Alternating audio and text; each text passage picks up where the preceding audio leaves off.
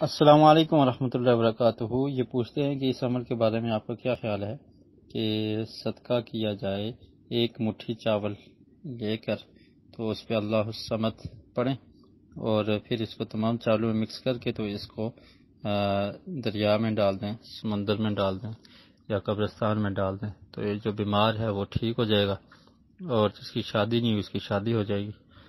اصل میں اس سے بہتر یہ ہے کہ اللہ الصمد، یہ سورہ اخلاص میں یہ چیز ہے، اللہ تعالیٰ کا نام بھی اس میں ہے اللہ، اور اللہ الصمد کا مطلب ہے کہ اللہ بے نیاز ہے۔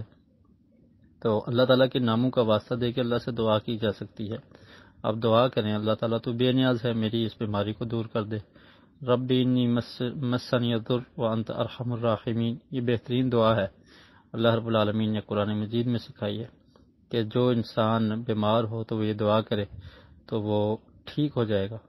تو اس لیے قرآنی دعاؤں کا انتخاب کیجئے، ان کو پڑھیے اور اللہ تعالیٰ سے زیادہ دعا کیجئے۔ باقی جو مسنون دم ہے سورہ فاتحہ پڑھ کے آپ کر سکتے ہیں، اور یہ چیزیں دم وغیرہ بھی کی جا سکتی ہیں۔ تو اس طرح سے کہنا کہ ان کو چاول کے ایک مٹھی پر پڑھ کے پھونک دیا جائے اور پھر اس طرح جانوروں کو دریا اور سمندر میں ڈال دیا جائے، تو اس کے بارے میں کوئی روایت تو نہیں ملتی، تو یہ اپنے پاس سے انہیں ایک وظیفہ بنا کے لوگوں میں مشہور کر دیا ہے، جس کی حقیقت ہمیں قرآن و سنت سے نہیں ملتی۔ تو اس لیے جو مسنون طریقہ جو پیارے رسول صلی اللہ علیہ وسلم نے دم بتائے ہیں، یا جو قرآن مجید میں قرآنی دعائیں ہیں، تو ان دعاؤں کو پڑھا جائے، انشاءاللہ ان سے فائدہ ہوگا۔ اس کے علاوہ استغفار کا ورد کثرت سے کرنے سے مشکلات میں آسانی ہوتی ہے اور بیماری سے، پریشانیوں سے چھٹکارا ملتا ہے۔ تو یہ جو وظائف ہیں جو مسنون ہیں ان کا انتخاب کرنا چاہیے۔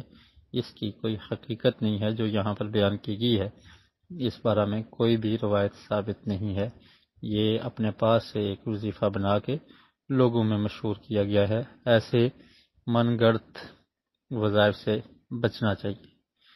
اس میں جو کیفیت بیان کی ہے کہ چاول ایک مٹھی بھر لیں اور پھر ایسا کریں، تو ان چیزوں سے پرہیز کرنا چاہیے۔